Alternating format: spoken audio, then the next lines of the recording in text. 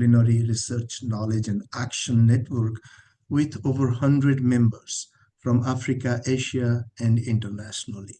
The goal of this partnership is to support small-scale fisheries in their transition from vulnerability to viability, and the way we use the V2P understanding and the transition process is not just to reflect the economic aspects of vulnerability and viability, but also to focus on all dimensions of human life.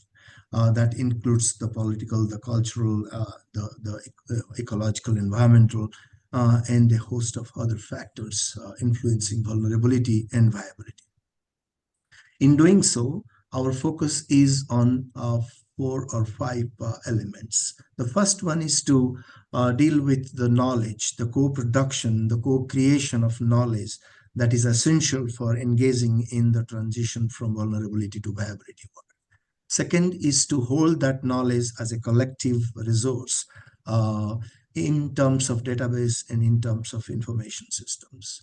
The third aspect is to engage in developing a multifaceted capacity across all levels, right from the community to the government, the civil society, and the scientific world, so that the right capacity can be used and enhanced in terms of engaging in the work of vulnerability to viability.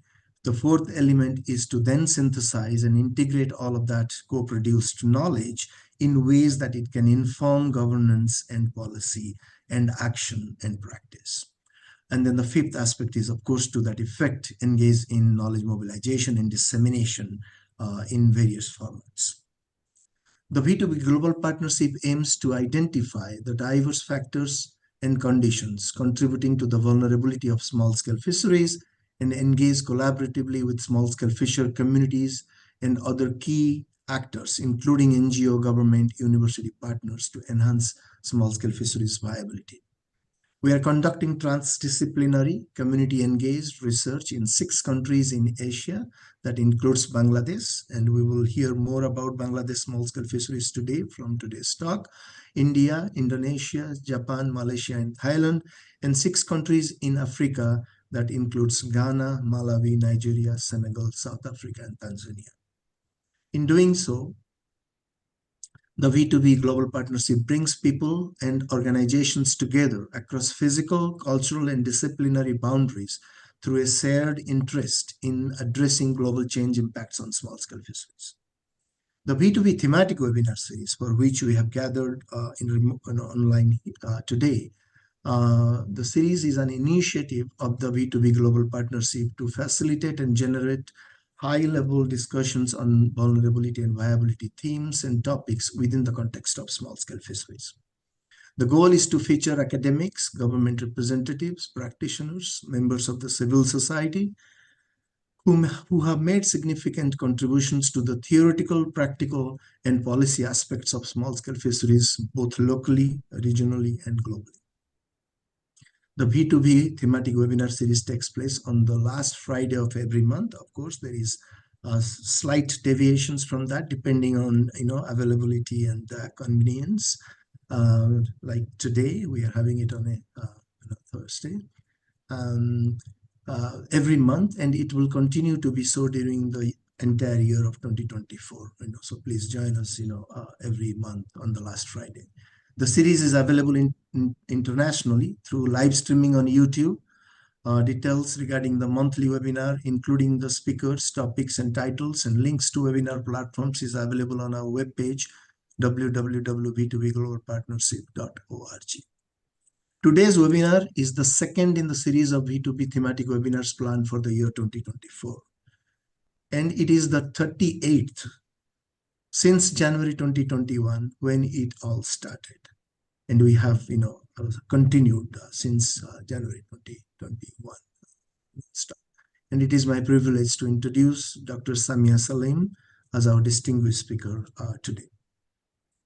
Just as a brief introduction to our speaker, Dr. Samiya Selim is the director and a professor at the Center for Sustainable Development, University of Liberal Arts in Bangladesh.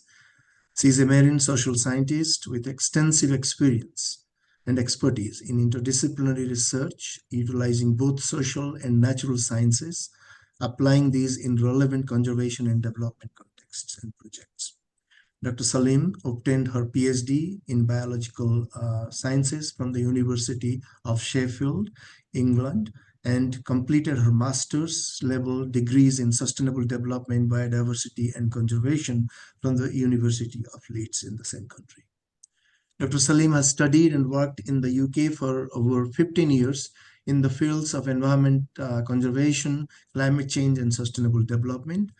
Her current work in Bangladesh is focused on addressing equity in blue economy development, resilience in small-scale fisheries, climate adaptation, and sustainable development goals. Dr. Selim's specialization is in a host of areas that includes ecosystem-based management, sustainable development, livelihoods, socio-ecological systems, climate change adaptation and resilience, ecosystem services, blue justice and equity, and science policy interface, mainly focusing on coastal, inland, aquatic systems, but also a major focus on small-scale fisheries.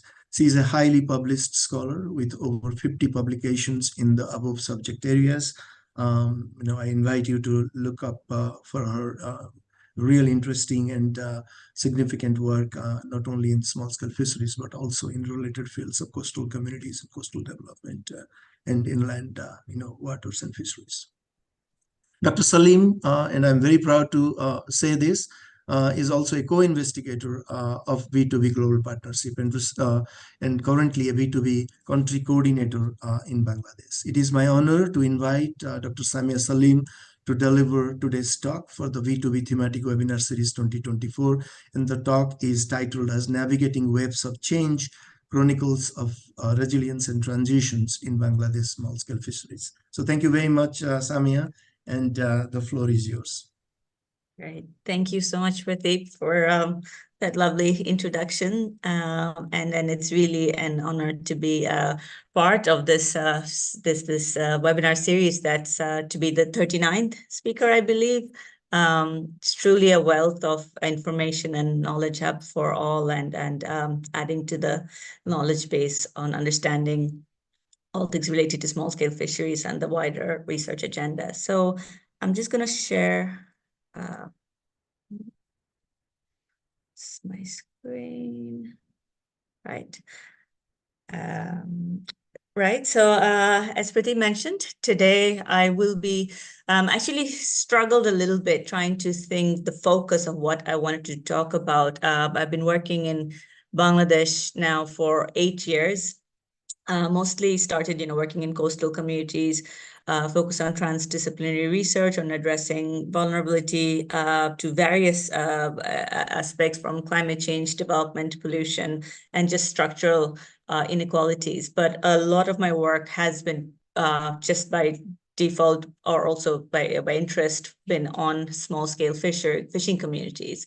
And as such, what I thought I would do today is really bring together the last 4 years of work from looking at small-scale fisheries from different lenses, from resilience to justice, governance to adaptation, and try and draw out some of that understanding, knowledge, and then also, because I want to give the focus on transdisciplinary research, a lot on the interesting partnerships that has been key to conducting our research and generating evidence that's beneficial for communities, for policymakers, and for an academic setting. And at the same time, I will also, so yeah, let me just start with the outline of our presentation. I'm just going to spend a little bit of time setting the context because, again, I'm not sure how much of the audience is familiar with the context in Bangladesh. So I'm going to say a little bit about the social, ecological, coastal ecosystem, which is how I'm framing. We frame most of the work we do here, and importance of small-scale fisheries here. The rest of it, I spent, as I mentioned, our last 4 years on focused looking at SSF from through the lens of resilience, adaptation, looking at their multidimensional vulnerability. But a lot of focus then, as I said, Chronicles, it moved on a lot to well-being, governance, and and going forward.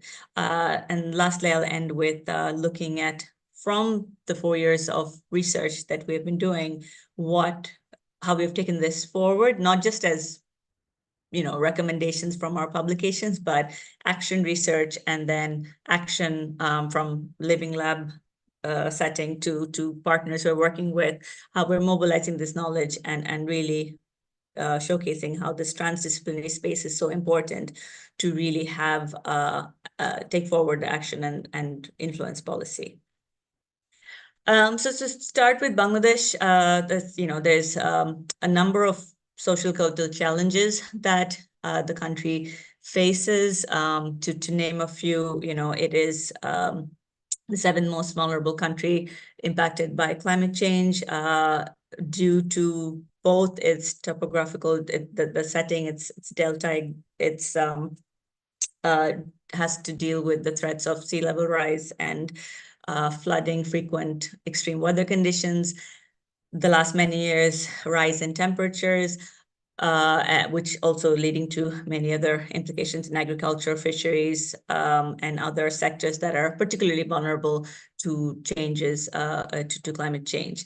At the same time, though, Bangladesh is also one of the fastest growing economies in Asia, and there's been rapid development, rise in GDP, rise in development, which has also led to consequences such as more air pollution, marine pollution, conflicts over use of the sector, and particularly our work focuses on the coastal, on the blue economy coastal sector. So these are some of the more emerging challenges on how do we address sustainable development here, amidst climate change, as well as unsustainable development, which end of the day, the communities that who are impacted by this are more in the front line of climate change, dealing with multidimensional aspects of poverty, and then this added stressors from climatic events as well as development. So that's really the context,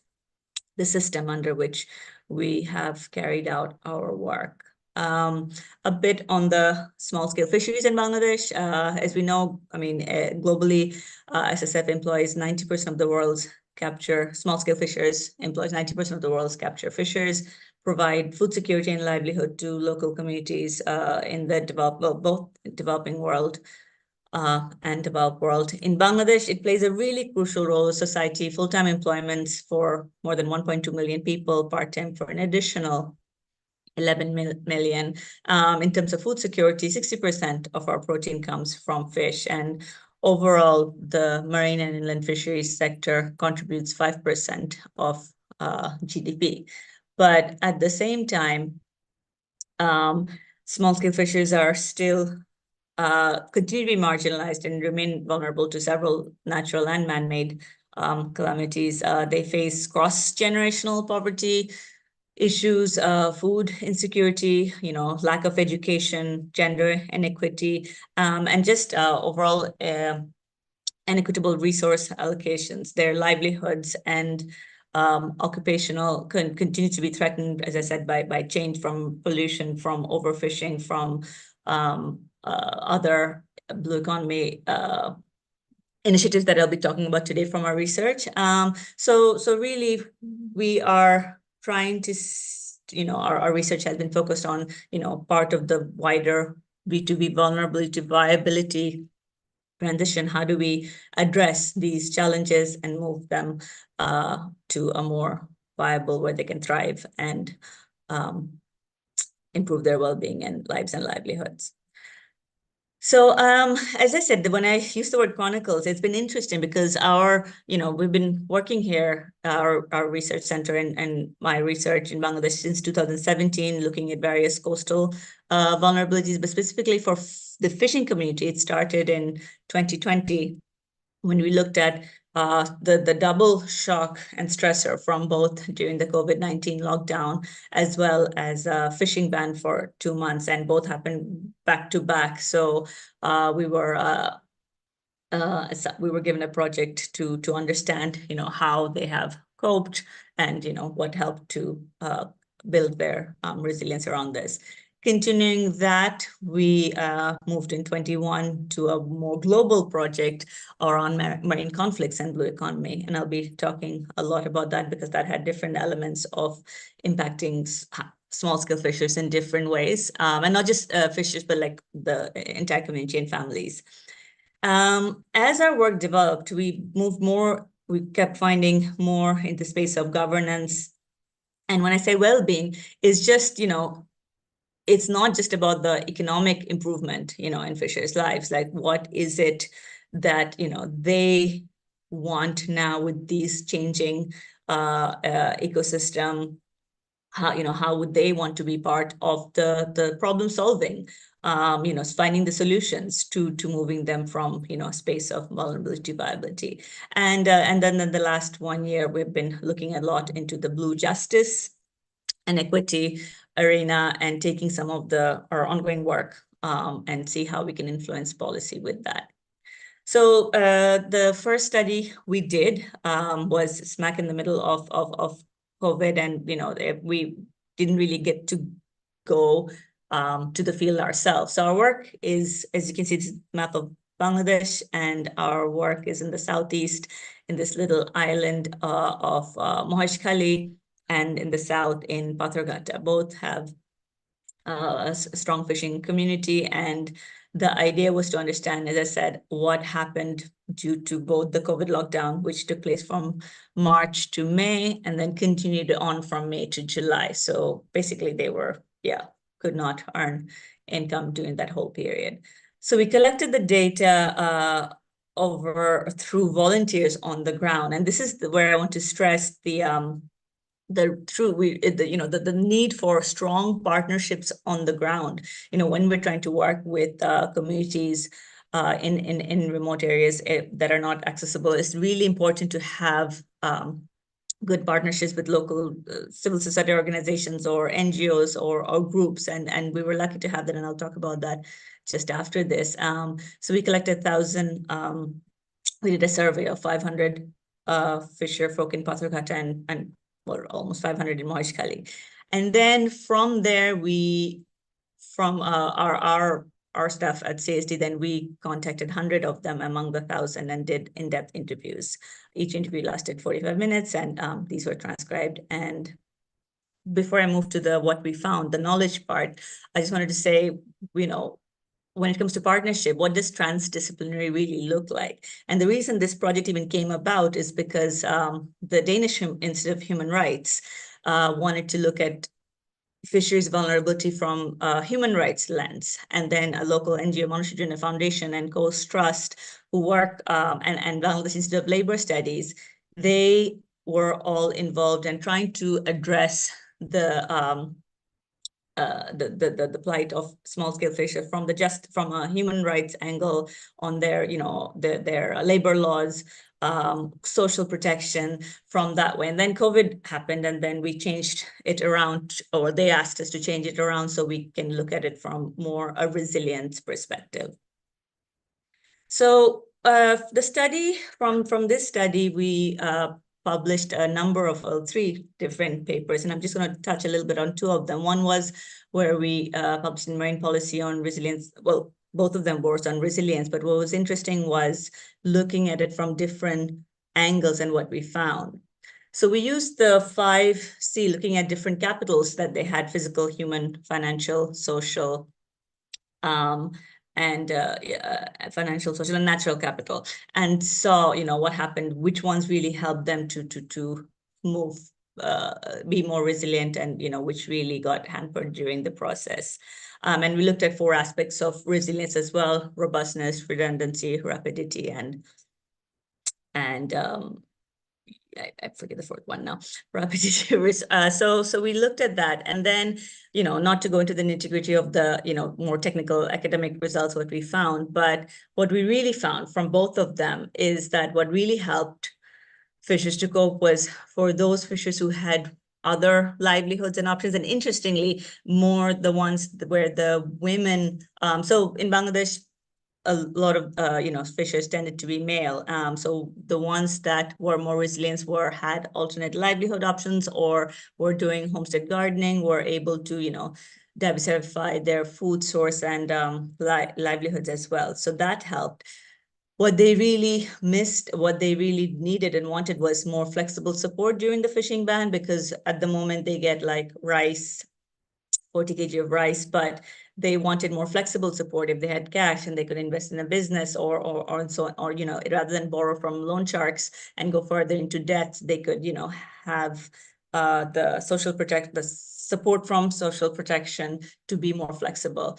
They talked a lot about the financial inclusion aspect, that they have to take loan, they're not able to take formal bank loans to rent their boat nets or invest in the fishing activities or others. So they wanted that. And they talked a little bit about the safety equipment, but that wasn't so much the focus of this study. We build on that on another study. Two other things that came out was strengthening the value chains. The value chain is really poor at the moment of what they get from profits from when they go to sea, and how that needs to be strengthened as well. And then the recognition of women involved in SSF was also one of the things that came out. And this came out more when we did the second study on the multi-level resilience of communities. Because we looked at resilience both from a household level and community level. And then, there were some nuanced differences on what we found on what really helps them as a community, as a household, and as individuals. So I'll build up on, moving from knowledge to our recommendations, we then held a number of policy roundtable discussions with different parts of from government, and then from fisher groups, from different actors in the value chain. And then now we're not part of this project anymore, but they're continuing on more into looking at the labor rights, as well as looking at fisher ID cards for the fishers, because that thing came up a lot, where you have a number of hired help on the boat who don't necessarily have the fishing ID card, so they're not able to access social protection and get the compensation during the ban period or during COVID-19 crisis. Now moving up to a more global, so that was very much at the local, well, two areas, but yeah, the local level. The next thing we started in 2020, but the work started in 2021, is a global project negotiating ocean conflicts among rivals for sustainable and equitable solutions and no crisis. And this is really to address that, the goal of ocean management is to accomplish sustainable use of resources, but there are ocean hotspots where a lot of conflict is happening. They're faster than average growing development, and Bangladesh is one of those. So how can we address that? And again, the focal community that was coastal communities and small-scale fishers. Just to say again, partners here included 7 to 9 countries, but what was also important that in most of them, we also had local non-academic groups that were really essential. In the case of Bangladesh, it was very essential, but also in Papua New Guinea and other places where, during COVID, we were only able to, gather information was because of communities or individuals on the ground who are connected to the communities. This research was very focused. I guess this project was very much focused on how we can use different methods to understand conflicts. Nobody really wants to talk about conflicts or highlight it, but using from political ecology, from governance, looking at more grounded approaches, and also having a really strong component of creative arts. We were able to really identify interactions between social and ecological dynamics that can lead to conflict situation. Also understand, very importantly, the structure and operation of governance, different perceptions of local users, as well as really identify the trade-offs and values, how people value different resources, and how do you navigate that space where there's conflict in there. Once again, back to our island of Moheshkhali. In Bangladesh, the study was in Moheshkhali, but also 2 other areas, but I'm only going to focus in on the Moheshkhali. We had 3 sites in the Sundarbans area as well in the southwest, Nijundip in the south, and then Moheshkhali Island in Cox's Bazar. So again, Moheshkhali, here we actually got to go to the field as opposed to the one before we didn't. And then we really got to understand the kind of how people live there, how they're dependent on the marine resources. Moheshkhali is big on fishing, salt mining, and it's got diverse ecosystem with forested hills, beaches, yeah, so it had a diverse set of ecosystem services, which we focused on, and the changing landscape there due to various changes in the ecosystem and in society there. We took a governance approach. For example, we did a series of focus group discussions with different groups, women, men, fishers, non-fishers, and we talked about sudden shocks and events like cyclones, new development in the area, as well as fishing ban, and kind of walk through 7 steps on who makes decisions on how this is, what are the rules around these events, how are these decisions made, who's the authority, and do they have interactions with the local people when the decisions are made, and then who implements that, and so on and so forth. This work is still ongoing because it's been done in all the countries in the global No Crisis project. So we have some interesting findings on this, where cultural values and power dynamics, etc., played a role in how governance structures are made and whether they're effective or not. But what was interesting was how it's different in different context. So yeah. What I want to highlight here today is, we also did a series in-depth ecosystem goods and services mapping, what kind of species they get, fishermen get, what else is used on the land. And finally, the big part of this project was the fact that this Moheshkhali Island has been also really identified by the government for a number of blue growth investments. So there's a liquid gas terminal, there's the deep sea port, there's coming up 68 other such energy projects. So, when we did the ecosystem service mapping and really understanding the ecosystem there, it's almost like a baseline, because now all of it is really changing. And 5 years from now, when we go back, we think it's going to be a very different landscape we'll be going back to. So we worked on this blue growth development and how it has impacted small-scale fishers and community there. So talked about loss of agriculture, salt production, but also small-scale fishers couldn't get access to the sea. They have to go around, spend more money on fuel, so losing access to fishing grounds, where they talk about all the different size fish and the abundant days to get there, but now they can't. And then they were promised jobs at these, new development made there, but they're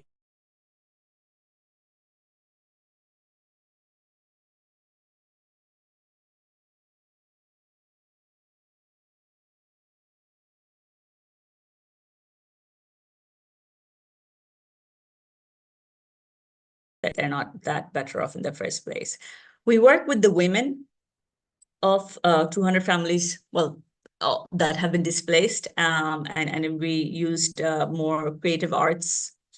We used embroidery and stitching to hear their stories of conflicts and what they want to do now that this has happened. So we spent a week with them, and we had artists and we had facilitators, photojournalists and academics from Germany, Bangladesh, Sweden, and then we spent really a whole week building rapport with the women, finding out, not only how they were impacted, how this increased their vulnerability, but also what they want to do now. And a lot of these women, they wanted to get more skills training in stitching. They were already doing stitching, embroidery, but they wanted to get better so they can contribute to the household income as well. Oops, it's going back. We had an exhibition of the workshop with what we did with the women in Dhaka. And then we took the workshop to Japan as well to show the really the big investors, because mostly for this project, they came from Japan to kind of bring to the front that how, the negative impacts that such development is happening on the lives and livelihoods of the local people. So yeah, now that we went in to understand on conflicts and then following on what we had understood in Moheshkhali on some of the vulnerabilities that as the small-scale fishing community face. But now that we're looking at not just alternate livelihoods or what they can do, but how do we increase their voice and agency? How, at the same time, how do we work on their skills development and in who should be doing it and how? So these are really the take homes that we got out from this research, but also based on what the community wanted. They wanted stronger voice and agency, but they also wanted their practical. They know they can't stop the growth, so how can they be part of it by having alternate livelihood options and particular skill development so they can be part of the growth. The last study that I'm going to just touch upon before I move on to the next part of where we go from these these 3 studies, plus we did 2 more just focus on governance, and I'll briefly touch upon those. This one went even more micro level, where again we focused on adaptation strategies of small-scale fishers to storms and extreme climatic events, so moving away more from the growth to extreme weather conditions. And this was a study conducted with East Carolina University and colleagues from there, as well as from CSD. I've already talked about the number of people. 17 million people earn livelihoods from the fisheries sector, contribute, I think, more than 3.5%, almost 5%. But this coastline, due to climate change, is also affected by storms and extreme weather conditions. So how do these fishers make weather-related decisions? I touched upon this a little bit in the previous study that showed the safety equipment was one of the things that was of concern to them, and that was mostly because of the increasing extreme weather conditions. So how do these small-scale fishers respond, and what they do to adapt to extreme weather for sustaining their livelihoods? The questions we asked were, what factors contributed to livelihoods? How do these influence their vulnerability, and how do they make decisions when they go out during extreme weather? Again, we did 100 surveys here, mixed methods. We closed and open-ended questions. Again, in Patharghata and Moheshkhali, we did 50 interviews in Moheshkhali and 50 in Patharghata. But these were, whereas the first study was more like a questionnaire survey, this was more in-depth interviews with 100 fishermen. So the data is quite rich. Just to show again, these are the 2 locations where we did the study in Qutub Jum Union, and Patharghata Union. So when they talked about this, the factors contributing to their vulnerability, some we had heard before: the extreme weather conditions, seasonal fluctuations, the dependency on single species. This came on more so from this research than the previous one. I guess the previous one were focused more on how they're coping, that they weren't out fishing. Piracy and unlawful activities. So when they talked about unlawful activities, it was mostly around how sometimes unfairly they get treated by the coastal guards, or by, when they get caught out at sea. And that they have to burn their boats or pay bribes. So they talked about that a little bit. Another key problem that came out, because if we're thinking of solutions and alternate livelihoods, one of the livelihood options that's really encouraged and has been successful in helping people with assets is farmers usually have a little bit of asset, a little bit of land. So, if we introduce more climate resilient agriculture or ways to grow, high value crops, it has been successful in coastal communities, but with the demography of the people who have land. These fishers usually, well, many are landless or staying on cash land, government land. So, trying to introduce alternate livelihoods around agriculture is difficult. The voice and agency came up again, lack of access in political process and local institutions. And the market value chain came up again, where they talk about they don't have the limited capacity to bargain, on the price they get for the fish. They also, again, mentioned lack of access to formal credit.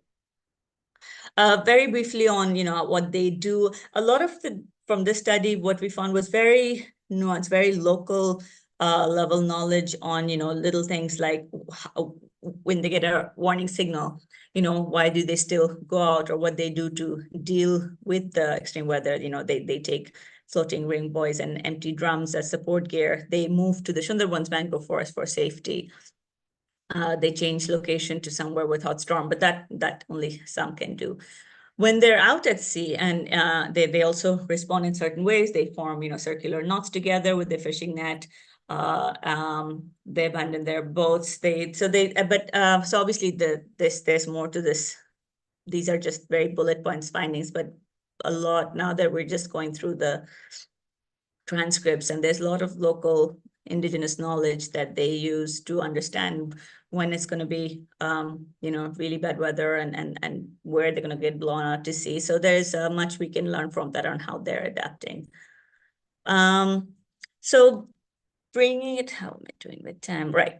I'm going to spend the next 15 minutes just kind of that we have had a glimpse of the 3 pieces of empirical research, and then we also did 2 desk-based studies on governance. So we looked at how, risk governance in a social ecological system and how that works. And then we had, as Priti mentioned, our B2B is comprised of 12 countries, 6 in Asia, 6 in Africa, and we did a situational analysis of vulnerability and vulnerability in all 12 countries. And some key interesting facts came out around governance, which we also published. So those 2 papers I didn't get to put here, but those are really interesting as well on what we learned, how do we move on in that space in governance to move from vulnerability to viability.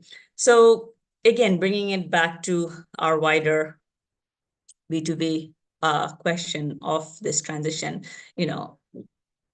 from our studies on the ground, one thing we understood is how SSF view their own vulnerability and strength, and what they perceive and how they perceive and articulate viability.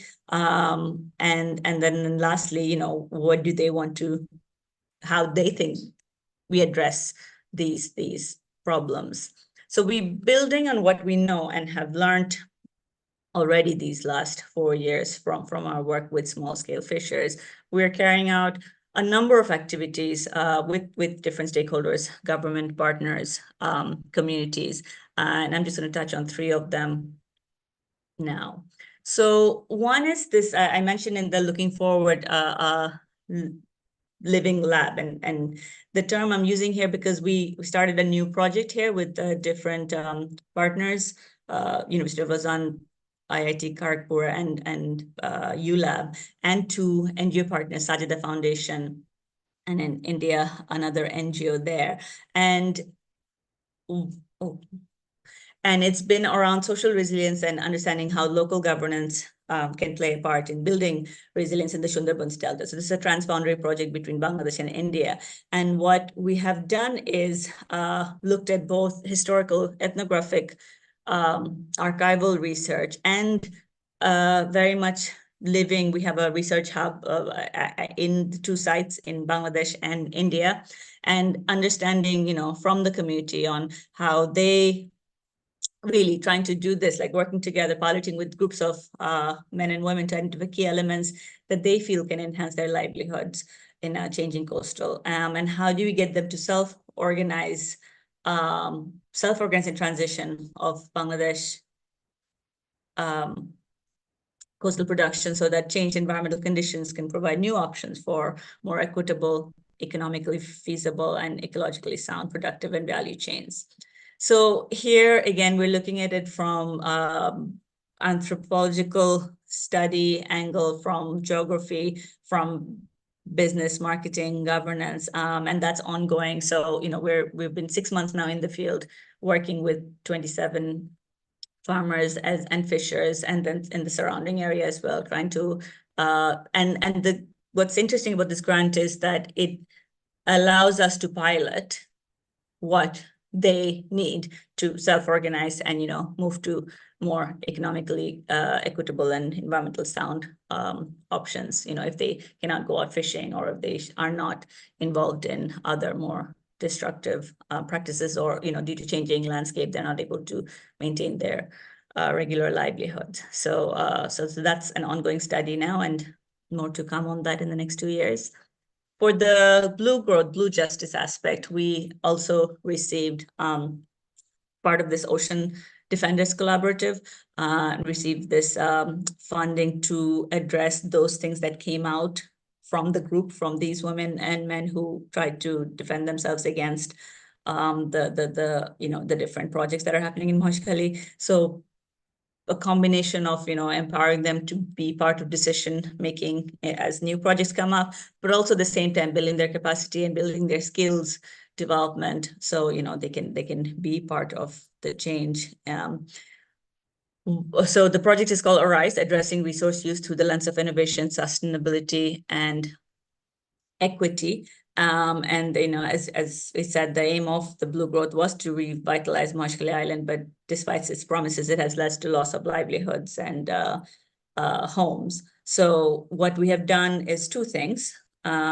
So I already mentioned, we went to Japan and had the exhibition of the things that women made, but these are the plan of action that we're doing this year. So we have had a series of meetings with the local, local government, the fishing groups, and the local NGO we're working with there on 2 aspects. One is skills development training for the women, or particularly in embroidery, stitching, and high value products there that we can sell in the local and international market. And then for the men as well, again, what they wanted as parts of skills training. At the same time, we're working with the NGO to provide a platform for accessing financial, legal, and social protection services.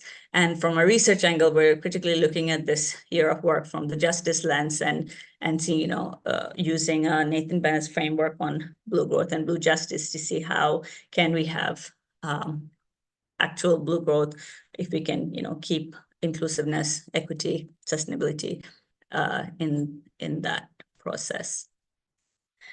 Lastly, again, a lot of the time our research tends to be very funded, project-based, but having platforms like V2V and more longer built partnership and more flexible funded programs has allowed us to build in some key things that leads to more long-term sustainability and knowledge mobilization of all that we're learning. So earlier this year, we had a Sundarban's Winter School on the India side, very context-based, immersive learning, and we had students from Canada, Bangladesh, India, Waterloo, and to really critically look at these vulnerability, viability from 4 lenses: transdisciplinary, transformation, transboundary, and the students took part along, they talked to the community. We heard also from members of the community on how they are addressing, livelihood options, capacity building, voice and agency, and now we're bringing this together, and knowledge sharing, capacity building for students to take up their own research going forward in this arena. The 2 other things we're doing is another transdisciplinary new project focused on marine tenure and blue carbon, as well as anticipatory action for small-scale fishers, because one of the things, as we had said before, flexible funding and having access to cash before a shock happens. So, how do you build in such anticipatory action within in a disaster risk reduction framework with the local government so that, they can have that flexible support they need to deal with shocks and sudden stressors. Next year, so this year we had it in India. Next year, we're going to have the winter school in Sundarbans, Bangladesh. And again, these are hosted very much by the local grassroots NGOs that are based in that community. So the learning and the knowledge sharing and the knowledge mobilization is really very ground up, context based. But our students and young researchers and early career researchers who are part of this school can then learn from it and take it forward. We also then will follow up from the winter school with the annual conference that we host at ULab every year, where it's very much a transdisciplinary platform where we bring in policymakers and other stakeholders to share these findings and how that can be then taken up into action. And I believe I have, yes, that's come to the end of my presentation. Happy to take questions, and yeah, I'll stop there. Thank you.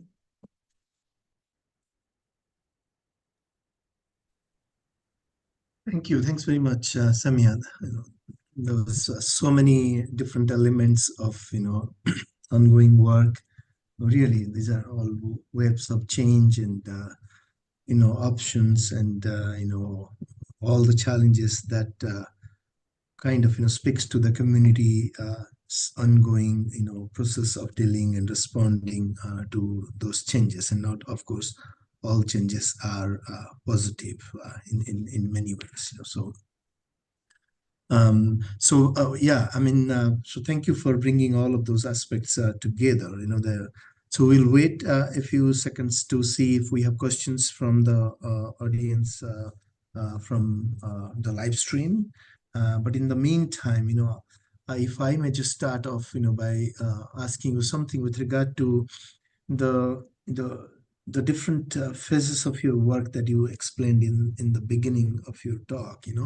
Where you talked about how you kind of focused in 2020, of course, this unknown, unexpected drivers such as the COVID-19, and moving on to projects and processes of understanding conflict, the No Crisis Project, and then of course focusing on the governance and the well-being aspect, then finally leading to justice and policy. I wanted to know, if this is how things emerged and evolved in the context. Of course, part of it is driven by the projects that you were involved, but you were telling a story of a set of community that have been grappling with these issues, and there is a sequence to it. You deal with COVID, and COVID is almost over, and then new challenges come in. So how do you build that sequence, in terms of all these four things, and of course the natural disasters being a constant driver. Right. Thank you for that question. It has been interesting actually to put the time series of research. And when we started out, it was a very much problem driven. Okay, a shock happened, unexpected COVID, or even extreme weather.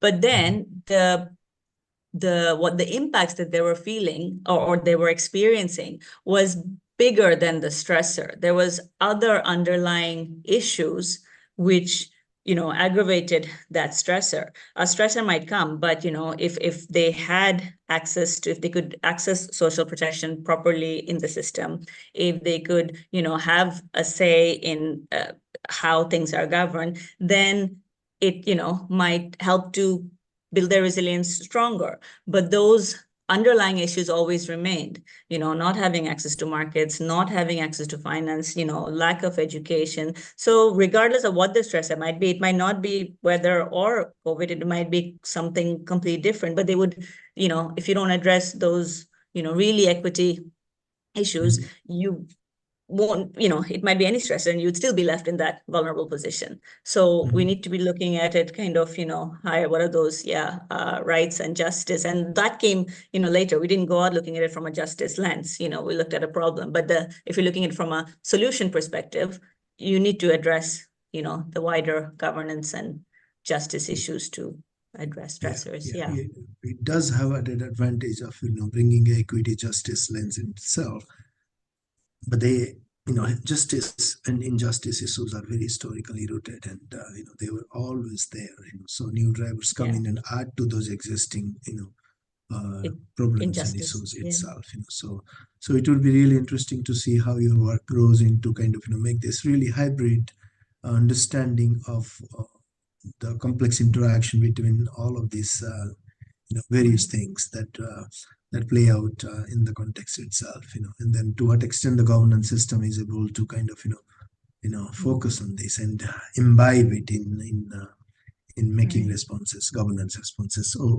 So we have a question now from Ruel Mia. Ruel is saying, great presentation. It is interesting to see you are working with different stakeholders. That includes fishers, fish and agriculture farmers, salt farmers, and other actors and stakeholders. Have you observed any conflicts among these stakeholders? If so, in what areas mainly? That's a interesting question.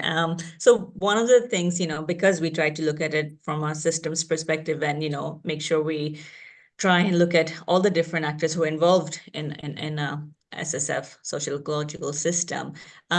There's been a number of, I don't really want to say conflicts, but differences. So from a very ground up level, farmers and fishers themselves, when we talk about alternate livelihood options, one of the things, the narrative is, you get them to do X, Y, Z for people that have land. These fishers don't. So what the NGOs or, international interventions, development projects, try to do training on poultry or goat rearing or so on and so forth. It doesn't apply as an alternate livelihood option for fishers. So there is that level of resentment or like differences and that's not for us. There's that. At obviously another level in Bangladesh, because in the governance structure, you have, the fishing government folks, but then there's also land, and then there's environment, and then there's forestry. And there's a lot of differences and, conflicts between that itself, where the same governing system unit is managed by two very different actors with very different take on that system. And mangroves is such that it's by forest, but it's fisheries as well. So, so there is that differences in, how fisheries is managed in this social ecological context. Yeah. These are the two main ones, but there's obviously the private, the aquaculturists, the ones who want to go towards more, it's more saline. We should be doing more aquaculture, more crop farming, more shrimp, but that's not a solution either. So there are a number of, different perspectives of different stakeholders when you try and design the system. Yeah, and in many ways the inter-stakeholder conflicts or disagreements are much more serious sometimes, as compared to external drivers, because there is no format, and these are more close-knit groups. Maybe their interests are coming into conflict, and then the history, the culture, and then the various dynamics come into play, and politics and political processes. Then it's a messy situation there, and then the equity and justice within in the context of this inter-group situation becomes almost unsolvable to many extents. So yeah. So the second question is by Mentari. Mentari is asking, please allow me to ask, based on differences in culture and habits of society, as well as the variety of livelihood options, how can flexible support be implemented alongside women's role in SSF? Yeah. So based on the difference in culture and so on, how can such flexible support? I think it's a great question in many ways. If we can break it down a little bit, because it's saying these groups that we are talking about are not homogeneous all the time. So there is a lot of heterogeneity. And then when you talk about support systems and responses, can you disaggregate them along this No, that is differences? a great question. And yes, I mean, if I just even think of the two groups that work with the Sundarbans, and then in a very conservative Moheshkhali is like, super conservative Muslim society. So, whatever flexibility and leadership and financial, or yes, it would have to be different. I think what had for us, like what we had been trying to do is really continue to understand that localized context and not just aggregate them as the coastal poor, or the vulnerable women. Like in our living lab, where we're working in Ashashuni, it's the leadership has been amazing. What is it that is allowing? So the men are still migrating. All the climatic impacts, it was flooded. It's not like they're not vulnerable as far as the external challenges, but what is it that allowing those women that working there to take up that decision taking role, taking up buying a boat,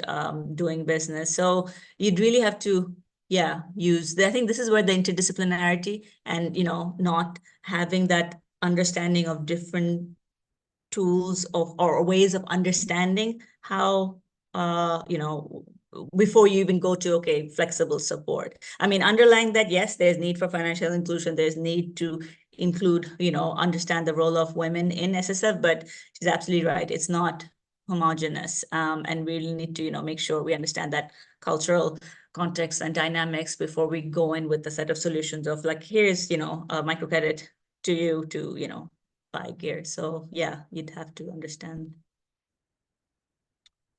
You muted. Huh, yeah.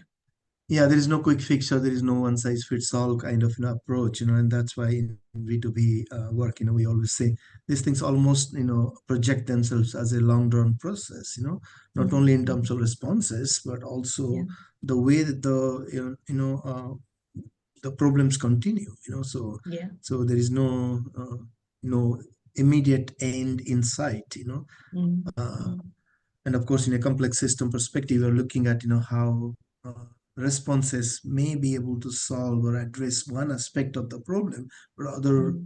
you know aspects of that same problem might continue a bit further. So it's just Yeah. not just one attempt. And then you solve the problem itself. Okay, so there are more questions coming up. So the next question is Sovi on Zoom. And Sovi is asking, thanks for the wonderful presentation. I like the idea of engaging women through crafts to ensure active participation. Could you elaborate on how you developed this process? Yeah, Mm. so a bit of history, a bit Um, of. Yeah, no, it was a very interesting. It's a lot of learning for us as well. So because again, it's a global project and we were going to use the creative process in all the countries, it was so important to realize that you have to bring in context of what creative process would work for what culture and country. So again, for Bangladesh, we'd have to, some countries did digital art or theater or sing, just there's so many ways one can. And what we tried to do first, because we were already working with the community through the local NGO, like what is it as a craft that would interest them? Do they, do theater? Do they sing? Do they, what? And they came up with wanting to do embroidery. But what's interesting was they wanted to do it as a skills training thing. And, we obviously were using it more as a platform to learn from them. So it really had to be, it was a back and forth process of, telling them, yes, you will learn, but that's not the, objective. We really want to understand what you desire based on what has happened. So it was a back and forth, but I think have understanding the cultural context in a place before we, that really helped. And also the other one was important was, we had the photojournalist and the facilitator, but then we had these academics also wanting to have more fixated processes, which is not always possible. So you really had to have some dialogue, ongoing dialogue, and it kind of evolved to where it is now. To the fact they then now want to make high value products from it and sell in Japan only came because we had a fashion designer there as well who could, take that stitching and create something more high value with it. So it just, I guess it brought together so many different heads into it that we were able to do that. Yeah, yeah.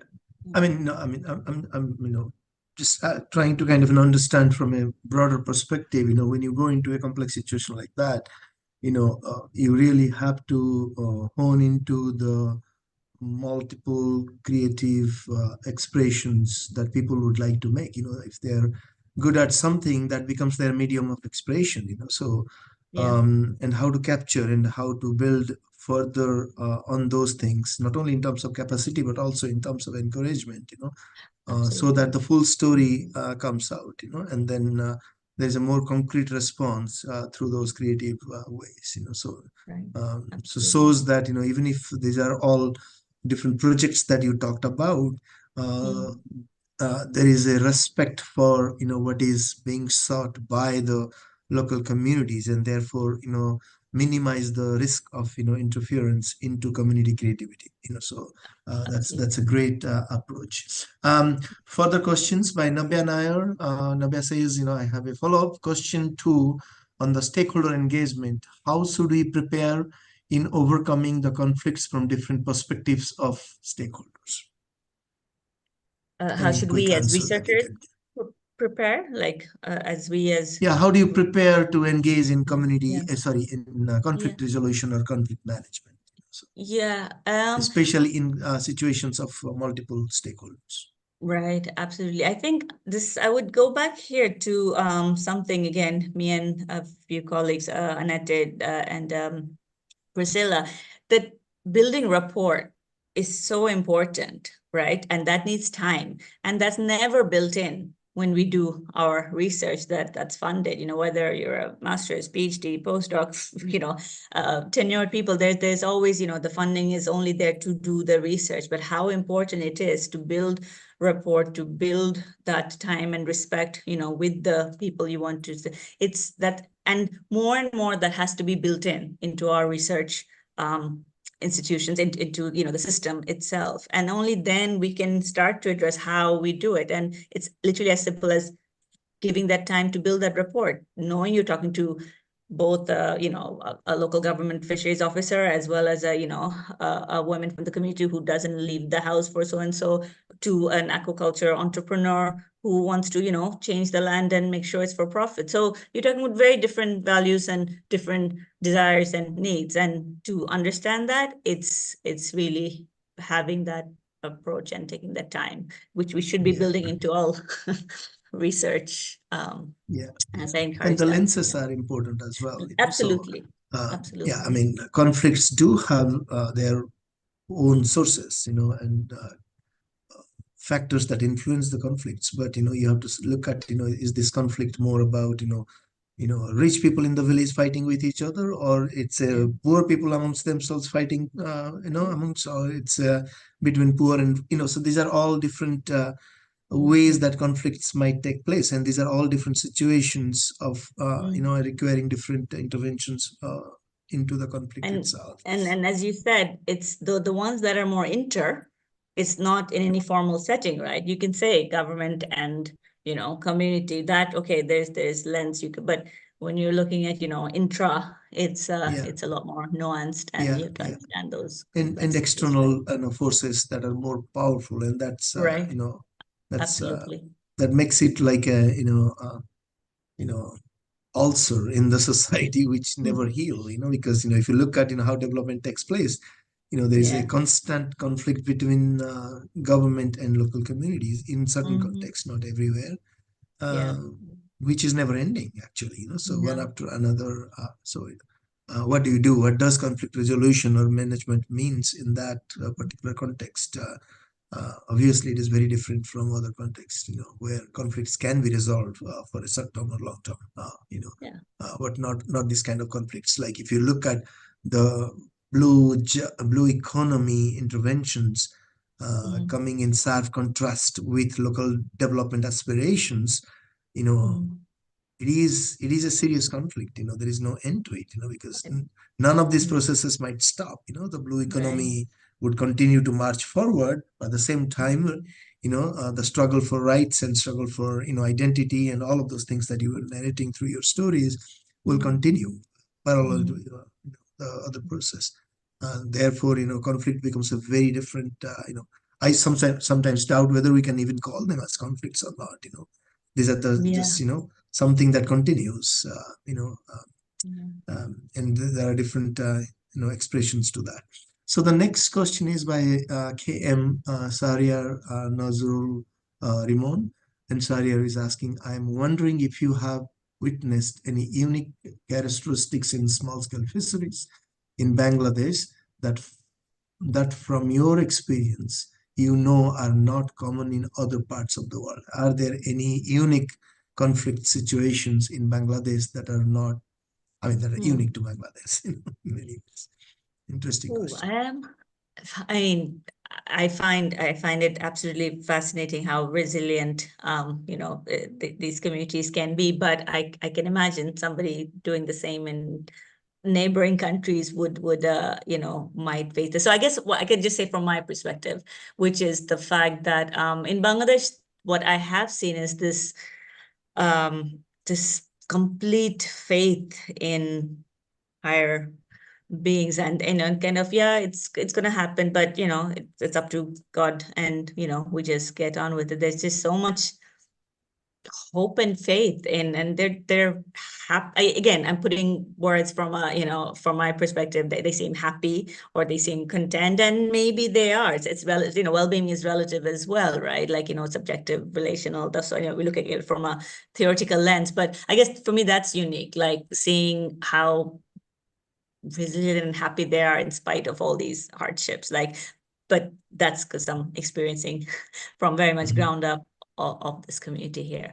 Other thing I guess I found a bit unique, which is not necessarily on the positive side, is there's still so much the whole colonial the historical context of where we are, and the amount of international aid and development that has come. It has changed perceptions of many things of these communities, right? It's kind of, many are okay, the proliferation of NGOs and INGOs and development workers and World Bank and the whole lot, their views, many at least I find, they kind of, and which I found different in India, because we have this transboundary project with India, they're a bit more self-reliant, whereas here they tended to be reliant on certain facts, but again, not on their, like, not because they want to, but that's just how the system has evolved. So that's been a bit unique. So both on the positive side, how amazingly resilient they are, but also the expectancy to be served. I mean, I hope I'm not interfering with, because I'm, talking a lot probably, but these are No, interesting questions. And to my understanding, just to add to what Samiya, you were explaining, is that, it's not about Bangladesh, going back to the question, it's any context of conflict, prosperity, development, or challenges is unique in itself. So yes, they will have similarities with other contexts in XYZ countries or places, but each of these places have their own uniqueness, not only in terms of the problem definitions, but also in terms of how they would respond. Right. How it's And it is, shaped of by, course, very integrally linked to the history, the the colonial or non-colonial experiences, and right. all of those things that influence. So it is unique. Each like each individual is unique. Each of these contexts are unique in their own ways. So yes, so that's another aspect of the answer to Sariar's question. So I know we are inching towards the time, and I don't see any more questions.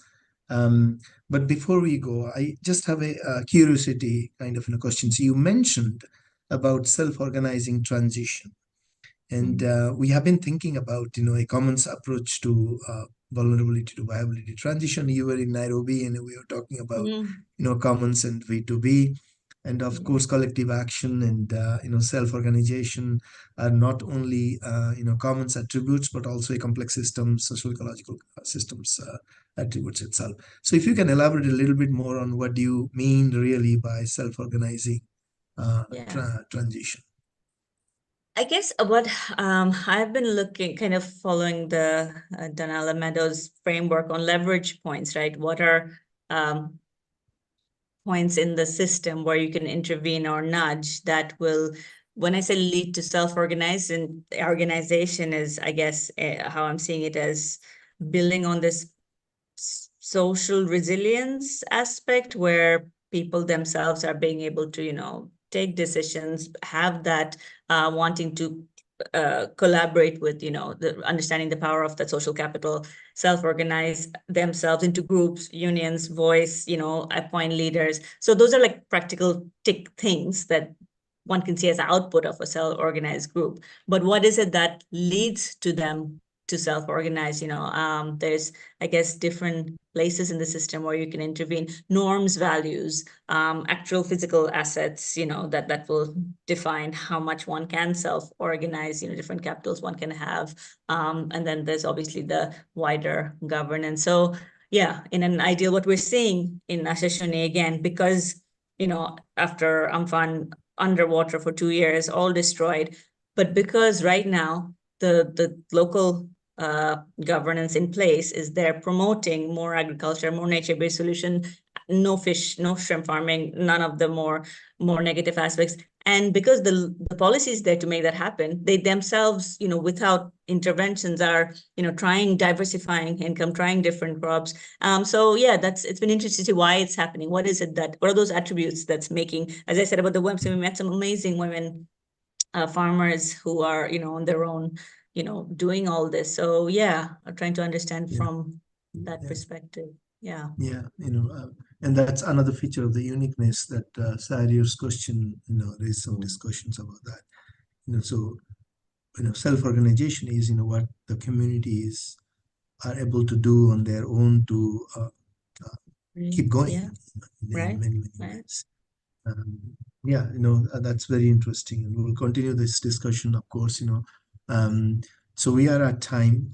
Thank you very much, Samiya. That was very, very interesting, and in many ways, so disjointed set of stories that really make a very coherent story. If I can put it that way. So. And then there's tremendous amount of learning that can happen from these experiences, and the synthetic value, or the synthesis that is potentially possible from all of these learnings can really tremendously contribute to the approaches to B2B in many ways. So I'm just triggering an idea about a paper probably in your head, but yes, so these are all elements that can come out of these different disparate stories to tell a coherent story about B2B transitions and all. And we'll get to that in the future. Absolutely. But at this point, thank you very much. Yes. And No, thank you for wonderful having me. talk and really interesting questions from our audience. And Yes, before I absolutely. end, and I invite all of you to join us in March, on the last Friday of March, the 29th of March, for yet another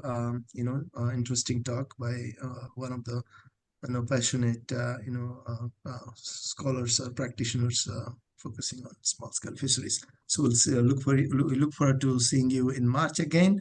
But at this point in time, thank you to all, and have a good day. The rest of the day. Great. Thank you so much. Thanks for having me. Have a good day, evening, morning, wherever you all are. Thank you. Bye-bye. You take care. Bye-bye. Bye-bye.